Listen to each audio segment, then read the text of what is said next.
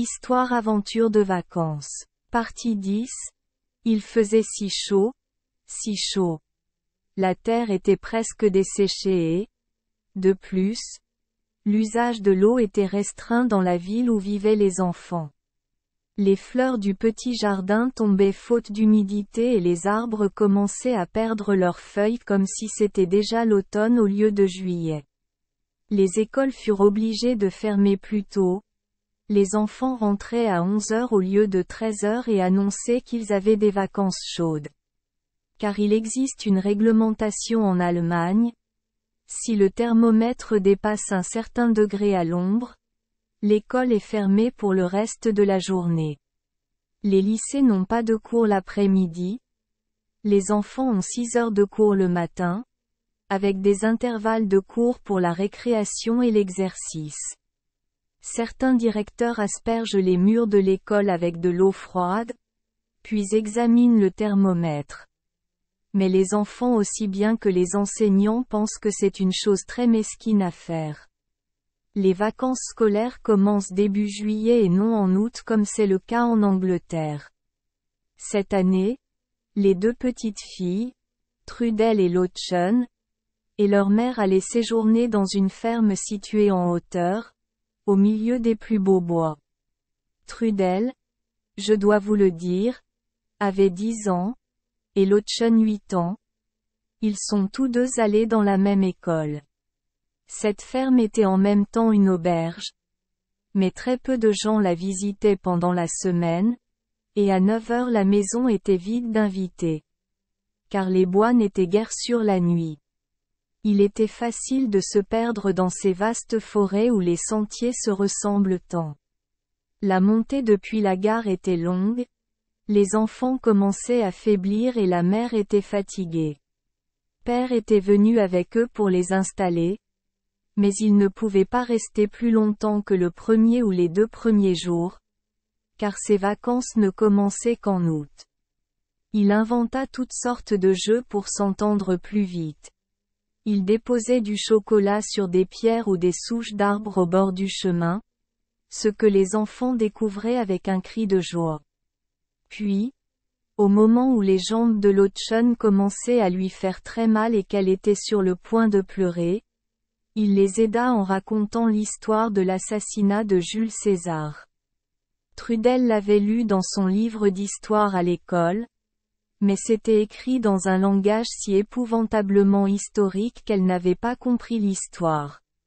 Elle a trouvé cela extrêmement intéressant comme son père le lui racontait. Lottchen a déclaré qu'elle n'aurait jamais pu traiter son petit ami Hansi avec autant de cruauté et qu'elle détestait cet homme, Brutus. Enfin, ils atteignirent le bout du chemin forestier, et là se trouvait Waldheim, c'est ainsi qu'on appelait la ferme, devant eux. Un gros chien bondit à leur rencontre. Mère et Lottchen reculèrent devant son accueil rude, mais Trudel ne tarda pas à lui donner des ordres, et ne parut nullement surpris lorsqu'il lui obéit. Il s'appelait Bruno. La ferme se composait d'un groupe de bâtiments, 2 maisons, l'une pour les ouvriers agricoles et les domestiques, l'autre pour les invités. Il y avait aussi de grandes granges nouvellement construites et un étang. Autour des maisons, il y avait des champs appartenant à la ferme, et puis partout des bois, des bois, des bois. Les crêtes bleues des montagnes étaient visibles au-dessus et au-delà des bois. Les enfants ont en partie déballé eux-mêmes les cartons. Car maman était encore si fatiguée. Elles lui enlevèrent même ses bottes et lui mirent ses chaussures, comme de gentilles petites filles, et Trudel rangea soigneusement leurs vêtements dans le placard. Puis ils descendirent tous joyeusement prendre un thé agréable, qu'ils apprécièrent, je n'ai pas besoin de le dire, beaucoup après leur longue marche et leur long voyage. Après le thé, toute fatigue disparut et les enfants s'envolèrent pour inspecter les lieux par eux-mêmes. Le fermier avait 2 garçons à peu près du même âge que Trudel et Lottchen. Leurs noms étaient Hermann et Fritz. Hermann était très timide. Il se cachait d'abord et regardait les filles étranges depuis les coins de la cour ou des granges, s'enfuyant dès qu'elles l'apercevaient. Cependant, Trudel ne tarda pas à le convaincre de sortir et ils jouèrent tous au ballon ensemble. Ensuite, Hermann et Fritz ont emmené les filles autour de la ferme. Ils entrèrent d'abord dans l'étable. Il y avait 14 vaches, 7 veaux et un taureau. Le vacher était un individu étrange, à l'air inquiétant, avec une grande touffe de cheveux roux et un visage très rouge. Il a crié aux enfants d'une voix terriblement rauque. Ils eurent d'abord peur de lui et pensèrent qu'il était fou. Mais ils découvrirent bientôt que le pauvre garçon n'était que sourd-muet. Les vaches étaient ses amies intimes. Il les avait baptisées chacune à leur naissance, Sophie, Emma, etc.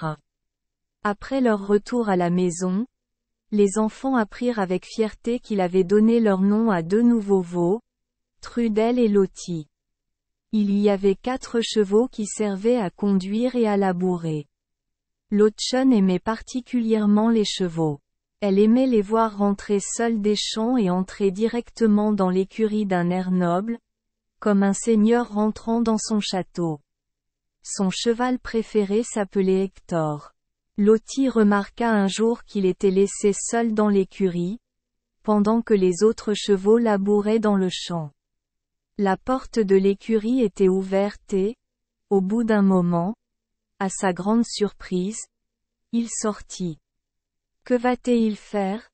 J'espère qu'il ne s'enfuira pas et ne se perdra pas, pensa Lottie avec anxiété. Mais non. Il a simplement marché tranquillement jusqu'au champ où les autres chevaux travaillaient dur et regardaient. C'était visiblement ennuyeux dans l'écurie et il avait besoin d'un peu de distraction. Lorsqu'il fut fatigué de surveiller ses amis, il retourna à l'écurie, où on le trouva innocemment en train de grignoter du foin comme si de rien n'était. Bien entendu, les cochons étaient également présents en abondance. Ils couraient partout en grognant et en reniflant, aussi des oies et des poulets. Trudel aimait conduire les oies à l'eau. Elle aimait commander, comme sa petite sœur le savait parfois à ses dépens. Les servantes étaient 2 paysannes qui portaient des jupes très courtes et amples et de nombreux jupons. Leur tenue vestimentaire était une modification du magnifique costume des paysans de Hesse. Ces filles étaient prêtes à tout pour les enfants. Gustelle, qui était à la fois serveuse en chef et femme de chambre, a déclaré qu'elle n'avait jamais vu de si jolis Kindersch, petits-enfants, de toute sa vie auparavant. Le seul autre invité dans la maison à cette époque était un herbaron. Il a raconté de merveilleuses histoires sur ses aventures en Amérique du Sud. La sécheresse, dit-il, oui, c'est très grave, mais les inondations peuvent être pires. J'ai connu des années de travail détruites en une nuit par une inondation. Tous les beaux champs de céréales, notre seule richesse. J'habitais à cette époque-là, avec ma sœur mariée et sa famille, et nous n'avons eu que juste le temps de nous sauver nous-mêmes et les enfants. J'ai été le dernier à quitter la maison que nous ne devions plus jamais revoir.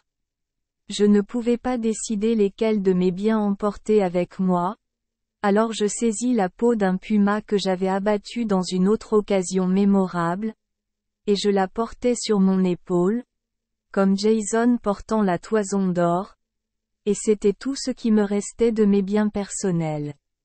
Ah! Il faut de la patience. Pour vaincre les éléments, a-t-il déclaré. Dans l'ensemble, le herbaron était un personnage merveilleux.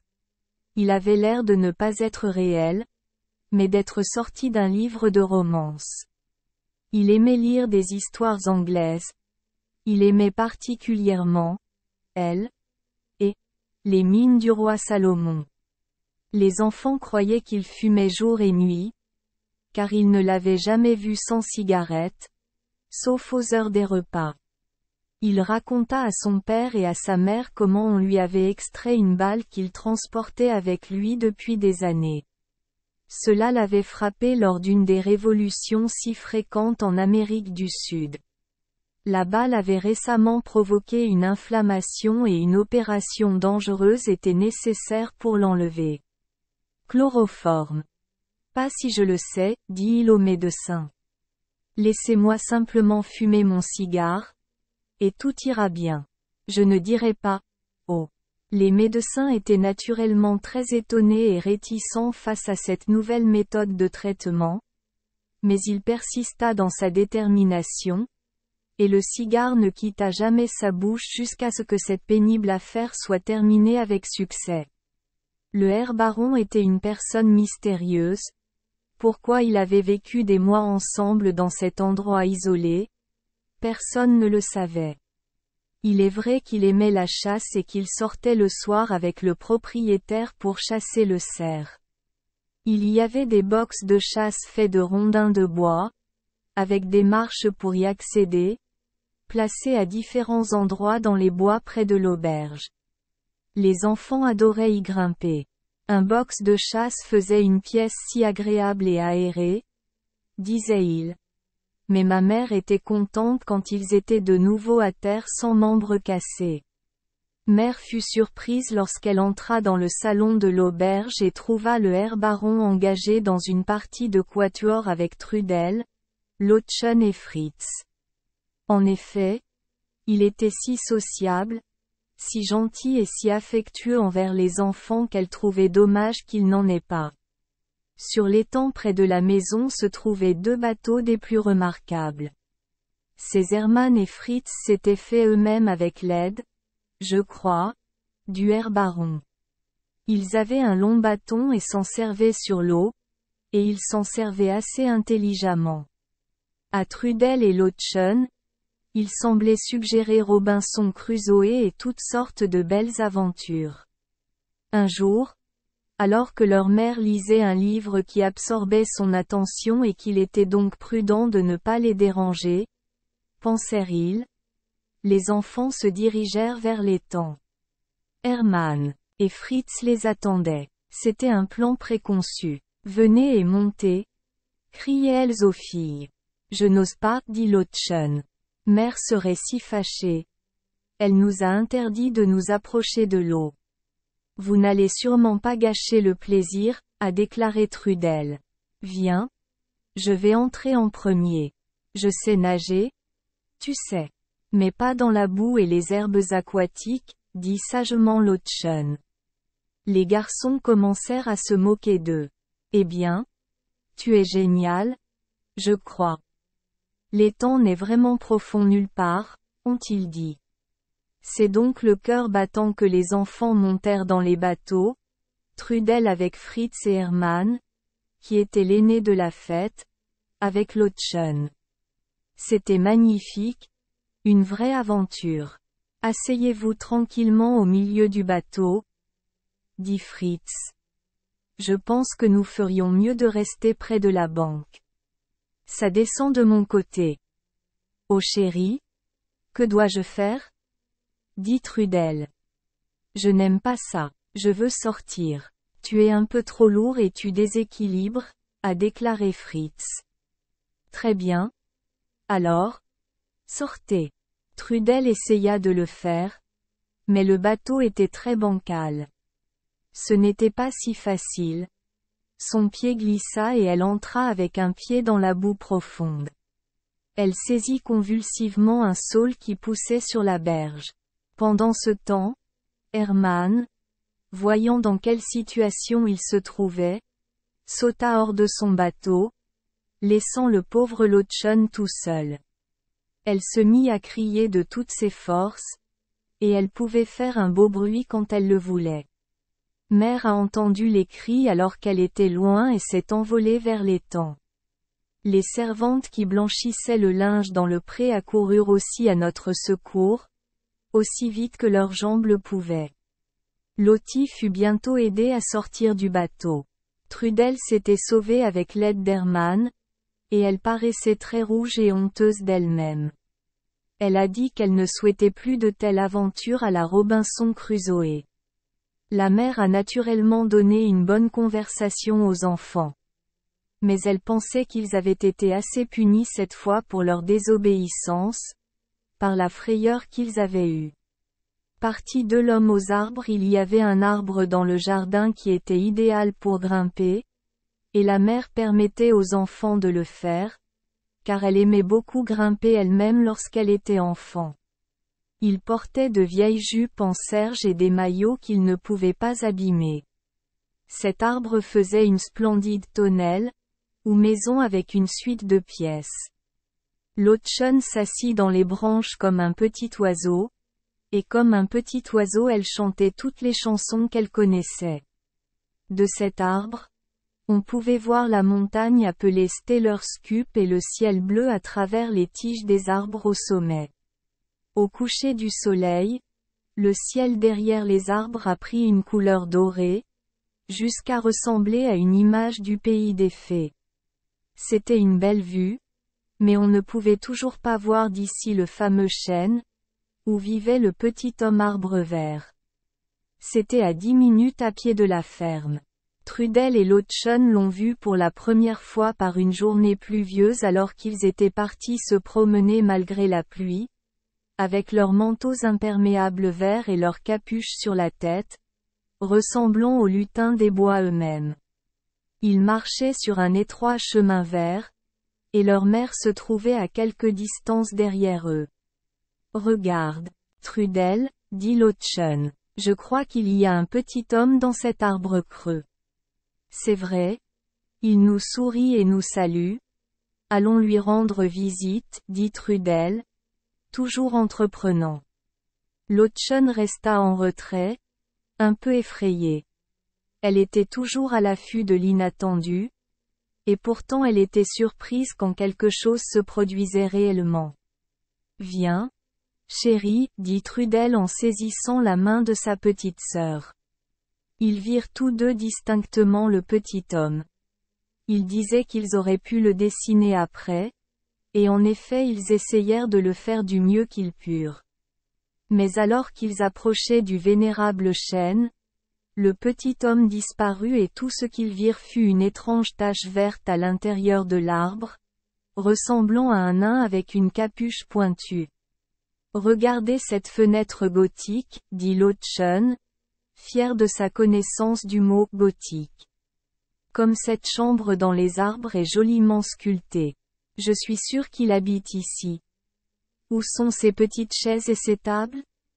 J'adorerais les voir. Ils regardèrent par une fenêtre ou par un trou dans le vieil arbre et virent leur mère approcher.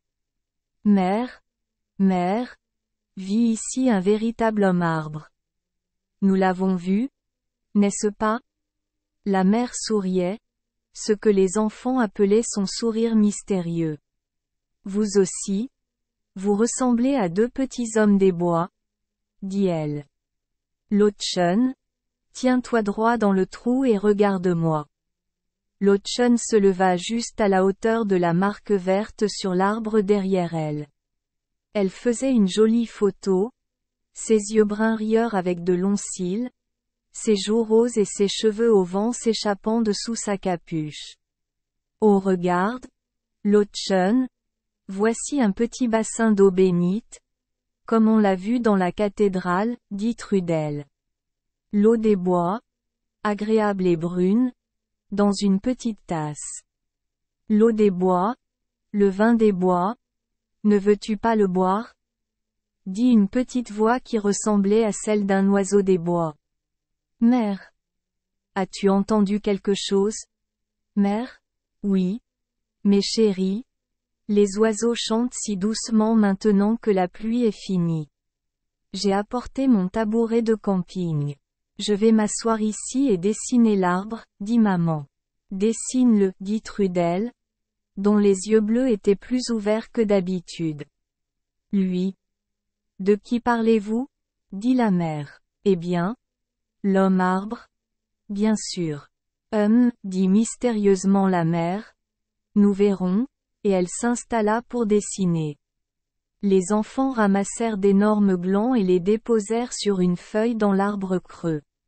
Ensuite, ils remuèrent l'eau saumâtre, bénite, et y mirent leurs doigts. Ça sent la lavande et les roses, a déclaré Lottchen. Eh bien, tu as un drôle de nez. Ça me sent la mûre et la tarte aux pommes, dit Trudel. Ah il, dit encore une petite voix. Quelqu'un riait. Où pourrait-il être? En jetant un rapide coup d'œil autour d'eux, les enfants aperçurent un petit homme d'environ 1 mètre de haut, vêtu de vert, coiffé d'une longue casquette à visière entourée d'une couronne de minuscules feuilles de chêne. Il avait l'air très fort, bien qu'il fût petit, et il tendait les bras sur les hanches d'une manière curieusement anguleuse, comme les branches d'un chêne. « Comment saviez-vous que les arbres étaient vivants ?» il a demandé aux enfants. Ils étaient gênés par la question. Eh bien sûr, nous savons qu'ils ne sont pas morts, à moins qu'ils ne soient abattus, ont-ils déclaré. Le petit homme frémit, puis il commença à agiter sauvagement ses bras. Laissez-les essayer de m'abattre, je les renverserai. Je tomberai sur eux et leur briserai les os. Je les briserai comme cette pierre. Ici, il donna un coup si violent à une pierre qui se trouvait à proximité que des étincelles en jaillirent. Ne nous écrasez pas, s'il vous plaît, monsieur Triman, dit Lottchen en tremblant. Ne craignez rien, petite Miss Lottchen, ne craignez rien, vous êtes une gentille petite chose, vous l'êtes. On peut le voir en vous regardant. Vous ne me tueriez jamais, n'est-ce pas? Eh bien sûr que non, dit Lottie. Je ne devrais pas non plus rêver à une telle chose, a déclaré Trudel. Mais pouvons-nous vous demander qui vous êtes? Trudel poursuivit. Tu n'es sûrement pas un arbre?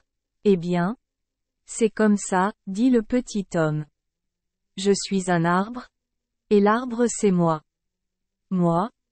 Dit Trudel en le corrigeant. J'aurais plus raison. C'est nul, dit le petit homme. Pourriture pédante.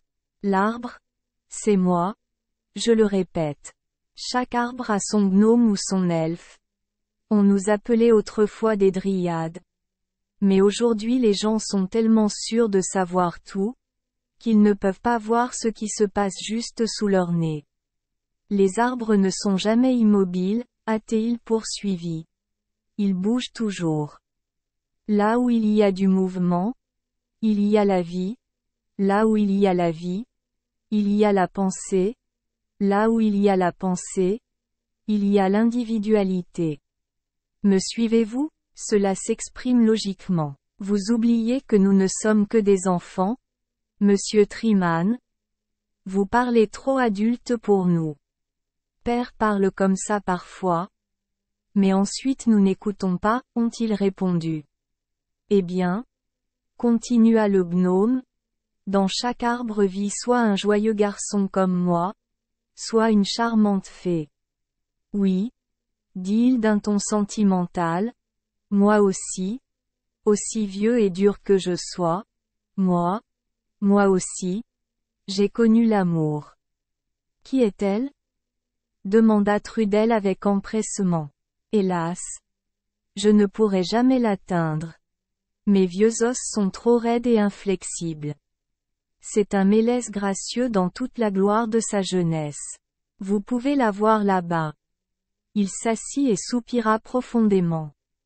Les enfants regardèrent dans la direction indiquée par le gnome, et là ils aperçurent un mélèze sur lequel le soleil venait de tomber. Elle était magnifiquement vêtue d'une robe d'un vert délicat et n'était-ce que de la fantaisie?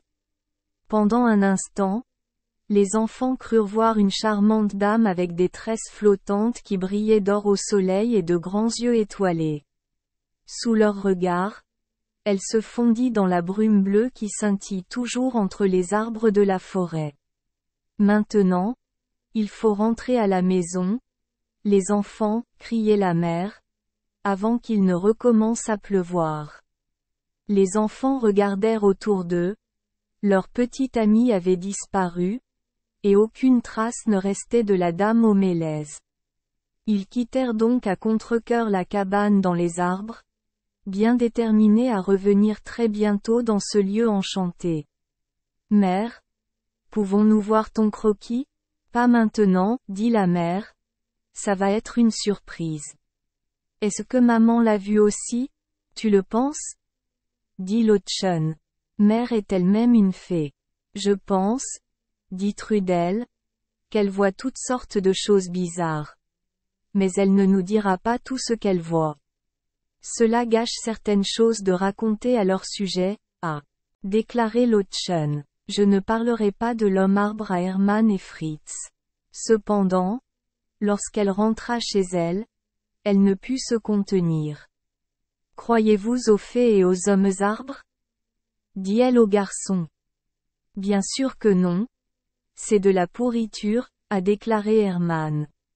Comme le Père Noël et ce genre de choses, juste inventé pour nous bourrer. Le Père Noël ne viendra plus jamais vers toi si tu parles ainsi. Il a bien raison. Je le sais.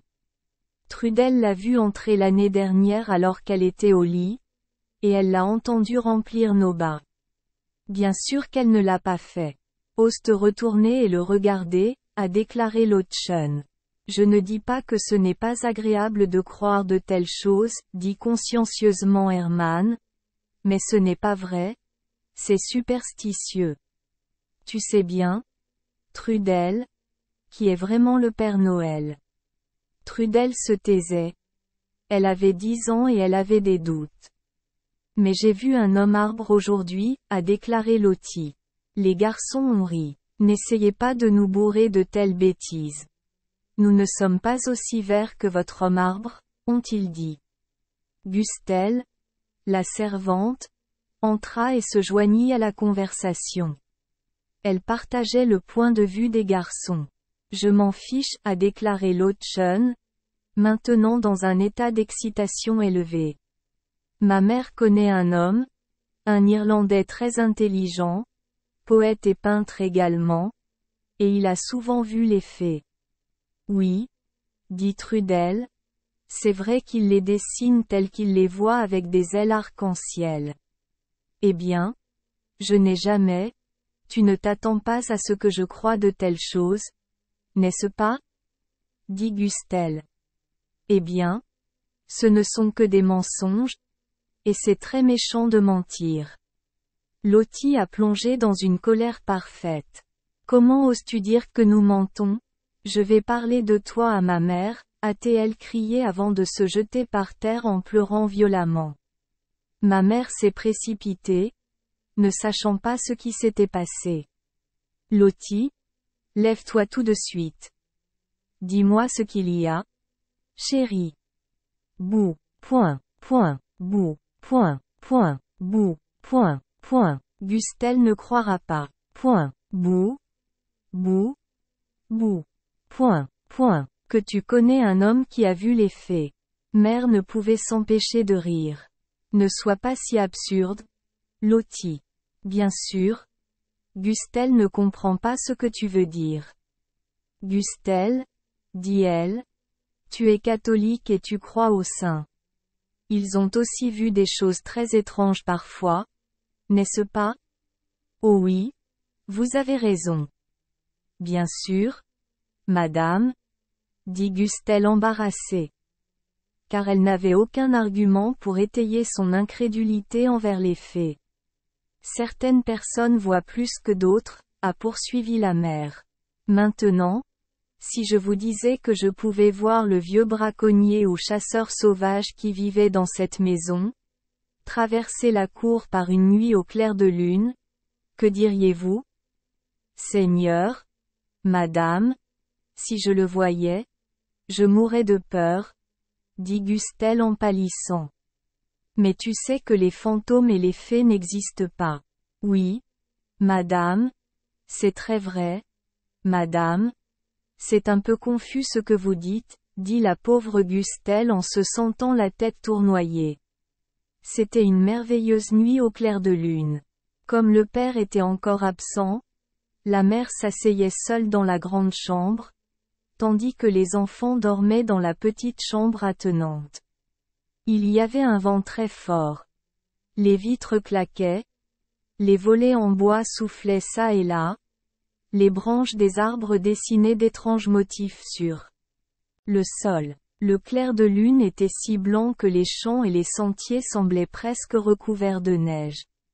La Stellerscup se détachait en noir sur le ciel.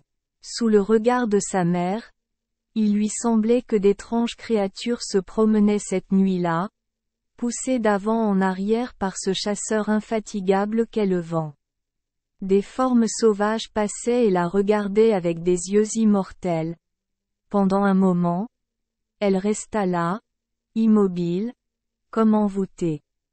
Puis, tout à coup, elle se souvint de sa plaisanterie sur le vieux chasseur de mauvaise réputation, qui avait autrefois habité cette ferme. Son fantôme le hantait-il encore? Mère frissonna. Les nuits étaient froides dans les montagnes, même si l'été était très chaud. Elle ouvrit la porte de la chambre des enfants et jeta un coup d'œil à l'intérieur. À vrai dire, elle se sentait un peu effrayante et avait envie de compagnie humaine. Il y avait ses chéris, dormant profondément.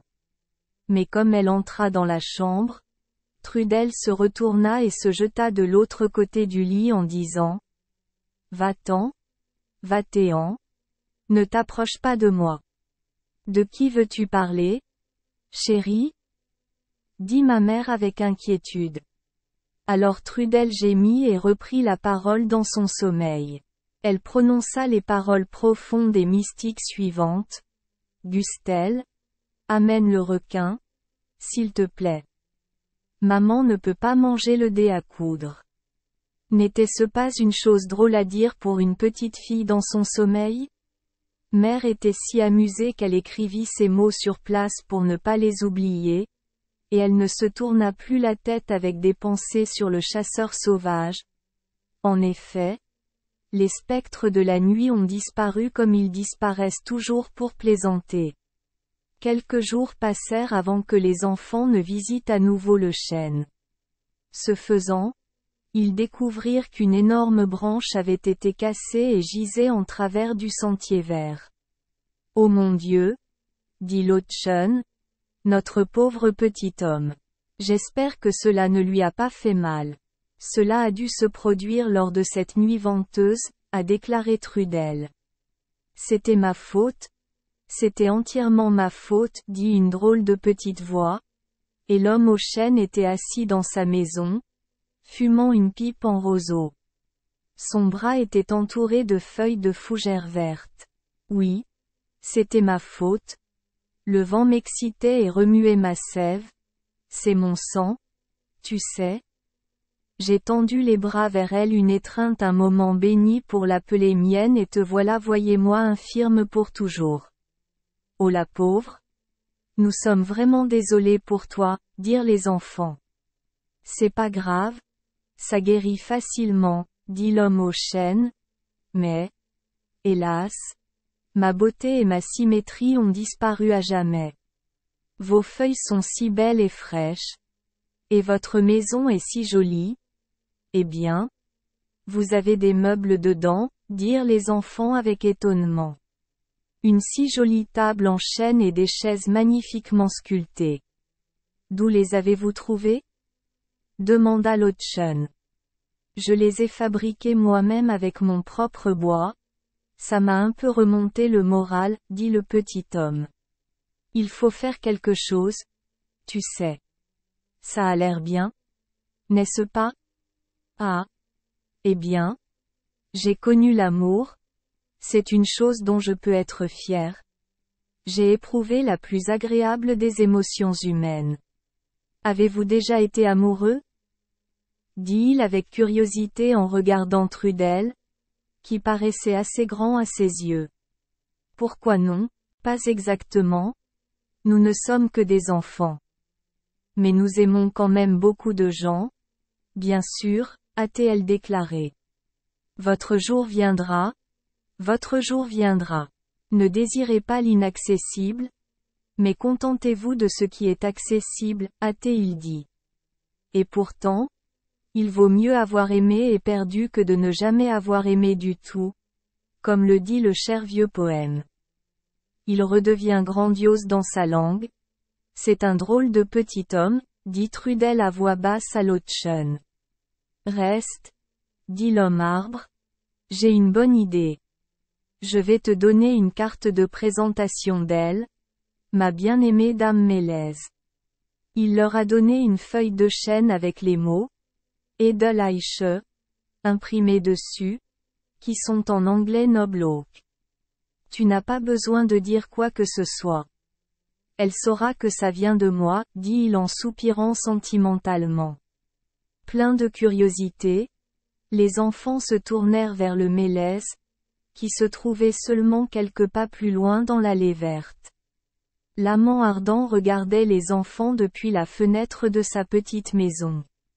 Ils frappèrent 3 fois sur l'écorce du Mélèze. Et ils furent très heureux lorsqu'une porte s'ouvrit dans l'arbre et qu'une charmante dame leur fut révélée. Sa robe était verte, bouclée de petites fleurs roses comme celles qui poussent sur les mélèzes au début du printemps. Ses cheveux coulaient comme un doux voile autour d'elle. Au début, elle semblait à peine voir les enfants lorsqu'ils présentèrent leurs cartes. Elle prit les cartes en feuilles de chêne et les pressa contre son cœur. Cœur de chêne, roi de la forêt, à moi pour toujours, murmura-t-elle. Et ses paroles étaient comme le bruit que fait un petit ruisseau lorsqu'il coule sous les sombres arbres de la forêt. Il vous envoie son amour, dirent poliment les enfants. Vous, mes chères petites choses, dit Lady Larch. C'est si gentil à toi de venir me rendre visite. Alors tu comprends les arbres et leur langage, mon cher, mon chéri, si jeune et si intelligent. Veux-tu du vin de bois? Pas s'il s'agit d'eau sale contenant des chenilles, a déclaré Trudel. Oh mon Dieu! Non. C'est purifié et raffiné. C'est des plus délicieux. En disant cela, elle leur tendit à chacun une grande coupe de gland pleine, et ils burent le contenu. C'est bon, chère fée, dirent les enfants, comme ce que nous préparons nous-mêmes lors d'un festin de poupées. Pouvons-nous vous en demander encore? Non. Non. C'est très fort, ça vous rentrerait dans la tête, et vous découvririez tout. Non. Je suis désolée. Mais, les enfants, dit la voix de maman, où êtes-vous? Je te cherchais. Nous sommes seulement allés rendre visite à Lady Larch. Mère. Elle a encore bien fermé sa porte. Sinon nous vous l'aurions présentée, a déclaré Lottie. 3e partie. Ils rentrèrent assez tard ce soir-là et trouvèrent la ferme en grande agitation. Le vacher aux cheveux roux criait et pleurait d'une manière inintelligible. La maison semblait déserte. Ils rencontrèrent le Herr Baron qui se préparait lui aussi à partir en toute hâte. Qu'est-ce qu'il y a? Où est tout le monde? Dit la mère. Ce vieux bouvier idiot a perdu une des meilleures vaches. Elle s'est égarée dans les buissons et peut mourir si elle est exposée toute la nuit. Qui sait où la pauvre créature a pu se retrouver dans ces vastes bois? Les recherches se poursuivirent jusque tard. Dans la nuit, les hommes, y compris le Herr Baron, parcourèrent des kilomètres avec leurs lanternes, mais en vain. Le sourd-muet était dans un état d'esprit effroyable et ne cessait de crier de sa voix dure et désagréable. Ce n'est pas ma faute, c'est la faute de Schimmel. Schimmel était la vache. Il était déjà assez difficile de dormir cette nuit-là. Mais lorsque la mère tomba enfin dans un léger sommeil, il devait être environ 4 heures du matin, elle et les enfants furent réveillés par de grands cris et du désordre dans la maison. Ils regardèrent par la fenêtre et, qu'en pensez-vous? Il y avait la vache perdue, qui était revenue d'elle-même. Et avec elle un cher petit veau noir et blanc, qui s'agitait et bondissait comme s'il pensait que c'était bien amusant d'être au monde en cette belle matinée. N'était-ce pas une chose étrange? Les enfants? Plus étrange que tous les contes de fées que vous avez lus? Car cette histoire est bien vraie. Il faut le savoir. C'était un dimanche exceptionnellement beau et comme le père était descendu passer le week-end, la mère et les enfants étaient au 7e ciel de joie. Il n'était pas possible d'aller à l'église. Car la ville la plus proche était à 2 heures de marche, et se trouvait en partie sur des champs exposés à la chaleur du soleil de midi. Alors père, mère et leurs 2 petites filles se rendirent à la grande cathédrale forestière. Le service avait lieu à la Stellers Cup. Personne ne pourrait sûrement souhaiter un plus beau lieu de culte.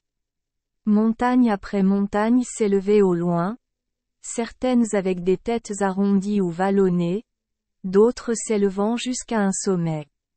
Lottchen appelait la plus pointue Mésuvius, parce qu'elle oubliait toujours le V. Pendant que les enfants étaient assis là et chantaient des hymnes, avec leurs robes blanches du dimanche, leur mère imaginait que des yeux les regardaient du fond de la forêt. S'il s'agissait simplement de ceux du gentil cerf, ou si des créatures étranges les regardaient encore comme fascinées, elle ne le savait pas. Elle sentait qu'il y avait des spectateurs. Il y a la vieille histoire du dieu Pan qui jouait si divinement que tous les êtres vivants venaient l'écouter. Peut-être y a-t-il parfois dans l'âme des mystérieux habitants de la forêt un émoi qui les fait aspirer à l'immortalité et leur donne un sentiment plus complet d'existence. De sorte que toute la forêt chantait aussi lors de ce service dominical. Le dimanche après-midi, père et mère voulaient faire une promenade plus longue que d'habitude. Mais les enfants paresseux demandèrent à être laissés sur place. Tu promets de ne pas t'approcher de l'étang, dit la mère. N'oubliez pas que c'est dimanche et que vous portez vos plus belles robes. Vous ne devez pas vous défouler ni grimper aux arbres. Oh non, maman? Bien sûr que non, dit Trudel. Nous resterons dans le jardin et promettons d'être très bons. Lorsque père et mère revinrent de leur promenade, la première chose qu'ils virent fut Lottchen titubant avec un stand de bouteilles de bière vide. Qu'est-ce que tu fais, Lottchen? Oh, maman? Il y a tellement de monde ici cet après-midi et il n'y a pas assez de serveuses pour les servir. Alors Trudel et moi aidons. Trudel a déjà tellement de pourboire. Elle a acheté du chocolat avec l'argent. Dites-lui de le partager équitablement avec moi. Mère regarda. Autour d'elle, toute la place était couverte de tables et de bancs. Un certain nombre de gens de la ville voisine, habillés de façon gaie, buvaient du café et mangeaient des gâteaux ou des gaufres, sorte de crêpes pour laquelle l'auberge était célèbre. Mère, ne me parle pas, je suis trop occupée, dit Trudel. J'attendais ces messieurs. Les servantes étaient timides envers eux, alors j'ai dit que j'irais leur demander ce qu'ils voulaient. Elle montra du doigt quelques jeunes hommes en uniforme d'officier, venus d'une école militaire. J'ai 6 pence en pourboire et je les ai dépensés en chocolat. Eh bien je n'ai jamais. Dit la mère étonnée des prouesses de sa fille, tu es devenue serveuse, et le dimanche après-midi aussi. Que diraient tes tantes? Je crois que je ferais mieux de vous raconter ce que m'ont dit les jeunes gens, dit Trudel sérieusement. Ils disaient que j'étais une petite chose adorable et que si j'étais plus âgée, ils tomberaient amoureux de moi. J'ai bien sûr ri. Je voyais que ce n'était que de vieilles têtes stupides. Je leur ai dit qu'ils n'avaient pas beaucoup de goût. Car leur école militaire était le bâtiment le plus laid de toute la ville. Mais ils étaient tout à fait d'accord avec moi sur ce point, puis ils m'ont demandé qui était mon père, et quand j'ai dit qu'il était professeur, ils ont ri jusqu'à ce que j'ai cru qu'ils allaient éclater. Mais maintenant, tu dois vraiment m'excuser, maman chérie. J'ai promis d'aller à la cuisine laver les tasses et les soucoupes. La logeuse ne tarit pas d'éloges sur Trudel. Une petite fille si utile. Elle fait tout de la manière la plus ordonnée et essuie la table quand elle a fini. Si jamais vous voulez qu'elle apprenne le ménage, envoyez-la moi. Je serai ravie de lui apprendre, dit-elle. Oui, pensa maman, et en faire une gentille petite esclave par-dessus le marché. Non. Non. Notre Trudel ne va pas se transformer en femme de chambre. Si Trudel avait été plus âgée de quelques années, père et mère auraient pu s'opposer à ces expériences.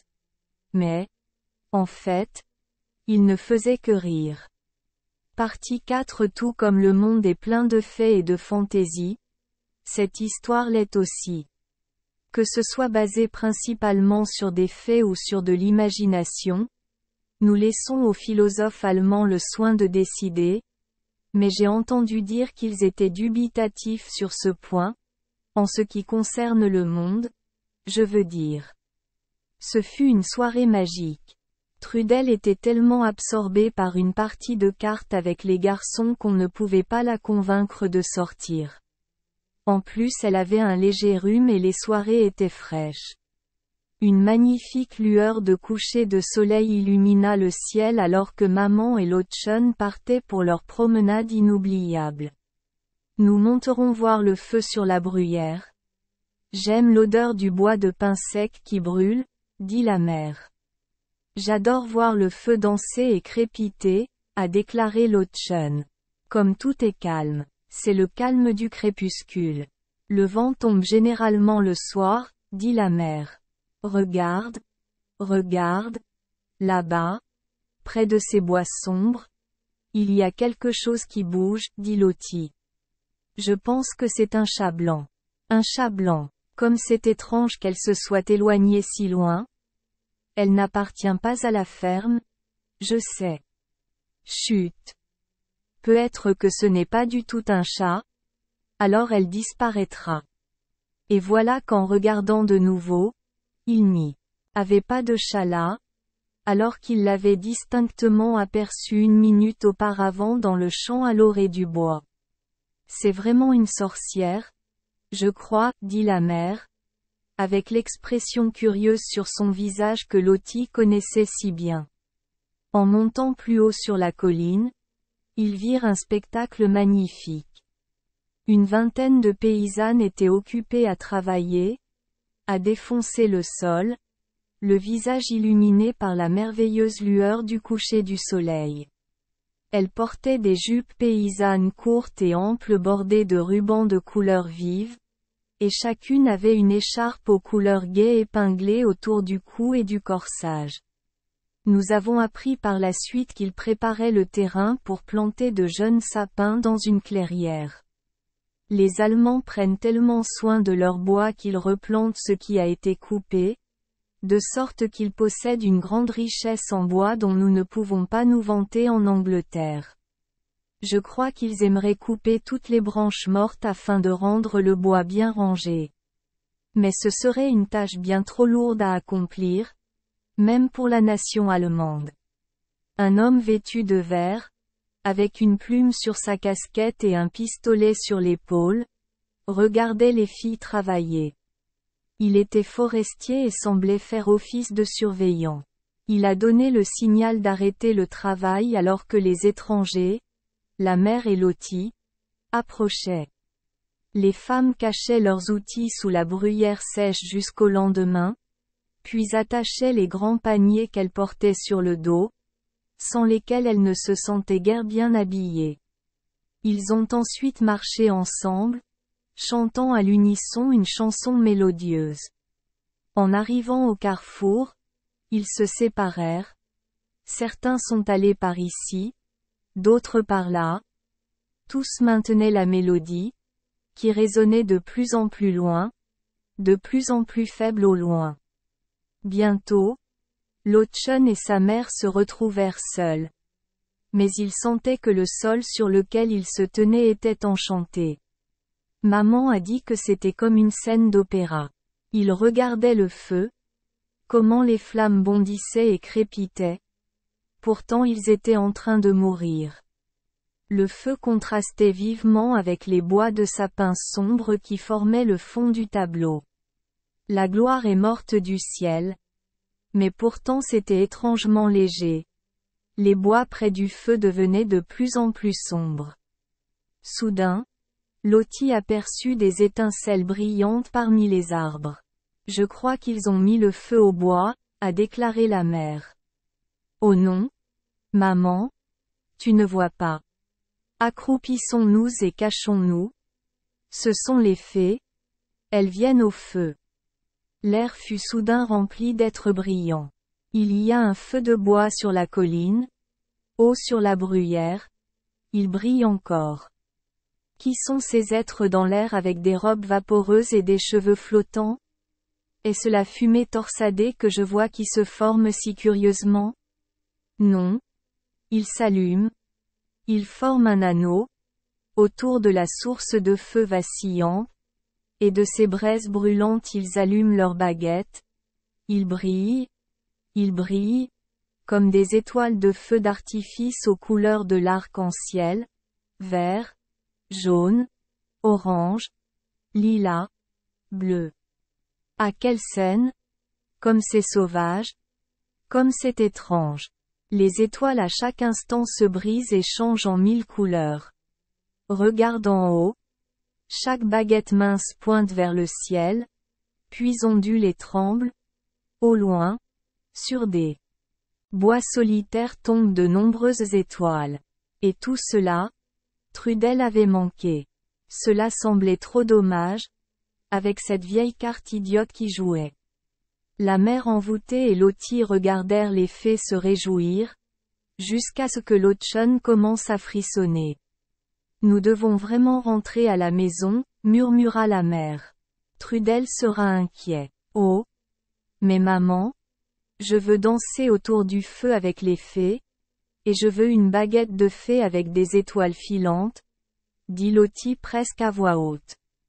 Soudain, il sembla que les fées se rendirent compte qu'elles étaient observées. Ils disparurent et tout devint sombre. Lottchen a dit qu'elle pouvait entendre le bruit des petits pieds éteignant le feu. Fées, chère fée, revenez, faites-le, dit Lottie. Pas de réponse, un silence parfait, pas même une feuille ne bougeait. Eh bien, tu n'es pas aussi poli que notre homme arbre? Pas à moitié, dit Lottie. Même si tu es si jolie. Bonne nuit, cria-t-elle. Il y eut un rire étouffé. Puis, par Mont et par Vaux, le mot « bonne nuit » résonna partout.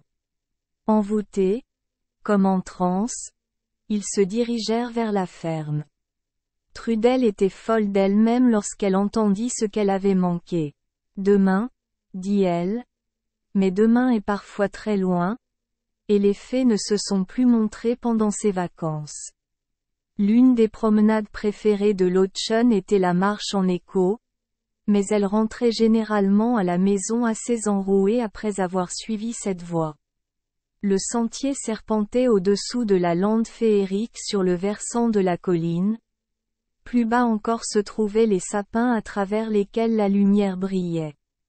Ange animal de compagnie. Cerise mûre. Un gars effronté. Tuer un autre. Alors Lottie a crié tout le temps, et les échos sont revenus si étonnamment distincts que Lottie était sûre que ce devait vraiment être les fées qui lui répondaient.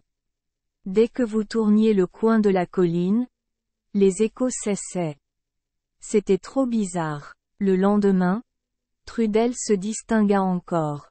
2 grandes charrettes de Suédois arrivèrent, qui devaient être entreposées comme fourrage pour le bétail en hiver. Maintenant, la joie était de les jeter à travers un trou dans le mur et dans la cave. Hermann se tenait dans la charrette et Trudel lui lançait les Suédois pendant que les maçons se jetaient les briques. Fritz et Lottchen ont également aidé. Il fallait qu'ils prennent leur tour et qu'ils soient très rapides, car le trou était petit. Cela durait d'heure en heure, jusqu'à ce que les enfants soient noirs comme des ramoneurs, et pourtant l'énergie de Trudel ne faiblit pas. Enfin les charrettes furent vides, et alors seulement les petits ouvriers s'éloignèrent, morts de fatigue. Hermann savait faire des Suédois des têtes curieuses, avec des yeux, un nez et une bouche. Si vous y mettiez un vieux bout de bougie, ils auraient l'air horribles, comme un dieu chinois. Lottie a déclaré qu'il se roulait dans la cour la nuit et lui souriait, et qu'elle n'aimait pas les têtes sans gens. Mais ils sont si drôles, Lottchen, dit la mère. Puis elle se moqua d'eux et n'eut plus peur. Dans les champs poussaient de jolis petits champignons de Paris. Personne mieux que Herbaron ne savait où les trouver et comment les préparer. Apparemment, il avait vécu de champignons dans les régions sauvages d'Amérique du Sud. Il a été très gentil en aidant les enfants à remplir leurs paniers et à les emporter chez eux. Car, hélas, même les vacances les plus agréables doivent avoir une fin. Et il ne restait qu'un jour. Il découvre dans le champ un trésor, un petit couteau en nacre, très vieux et rouillé, et le présente à Trudel. Il lui a dit de le tremper dans du pétrole pour le nettoyer. Ce couteau était plus gênant que tout le reste du bagage au retour, car Trudel en faisait tant de bruit et fondait en larmes plusieurs fois lorsqu'elle croyait l'avoir perdu. Quitter les beaux bois frais, les fées, l'homme arbre et sa chérie, les vaches et les oies et toutes les merveilles du pays. Oui, c'était dur. Mais la maison est la maison et nous tourne toujours un visage souriant après une longue absence. Comme c'est agréable de redécouvrir ses jouets et ses poupées. La première pensée de Trudel était toujours pour ses bébés poupées, et elle se précipitait à l'étage et embrassait chacun tendrement. Alors que les enfants se rendaient à la gare depuis la ferme, ils passèrent devant le célèbre chêne, mais aucun petit homme n'était visible. Il est bien sûr timide devant le cocher, dirent les enfants. En regardant en arrière, ils l'aperçurent au loin, crièrent et agitèrent leurs mouchoirs. Hermann et Fritz étaient vraiment désolés de dire « au revoir » à leurs petits amis, mais l'école commençait le lendemain, et ils n'auraient alors plus autant de temps pour jouer. La propriétaire a confié un grand secret aux enfants avant leur départ. Le Herbaron va se marier la semaine prochaine, dit-elle. Eh bien, je suis contente, dit la mère. J'espère qu'elle est très gentille, et les enfants ont chaleureusement fait écho à ce souhait. Elle a beaucoup d'argent, et elle est comtesse, je crois, continua l'hôtesse. Eh bien, j'espère qu'elle ne s'oppose pas à fumer, a déclaré Trudel, et ils ont tous ri. Mère, tu ne nous as jamais montré ton croquis, dit Trudel lors du déballage. Mère a ri. Où est Lottchen? Je suppose qu'elle veut le voir aussi. Me voici, dit Lottie. Oh! Fais vite et montre-le-nous. Mère a montré le croquis. Il y avait le chêne creux, et debout dedans le petit homme arbre lui-même, tel que les enfants l'avaient vu pour la première fois, avec son capuchon vert à pointe. Alors maman l'a vraiment vu aussi. Dirent les enfants. Maintenant, cette histoire réfute l'erreur courante selon laquelle seuls les enfants peuvent voir les fées et les gens de la forêt. Car comment maman aurait-elle pu peindre le nain des arbres si elle ne l'avait vu? Merci les enfants des Esperluette Croisillon 39. Avoir écouté des contes de fées au jour Esperluette Croisillon 39. Oui. Espérons que les histoires apporteront aux enfants des moments heureux et significatifs. Si vous aimez notre chaîne, veuillez appuyer sur le bouton S Esperluette Croisillon 39. Abonner, pour ne manquer aucune histoire intéressante. Je vous souhaite une bonne nuit de sommeil et de beaux rêves. Rendez-vous dans la prochaine histoire.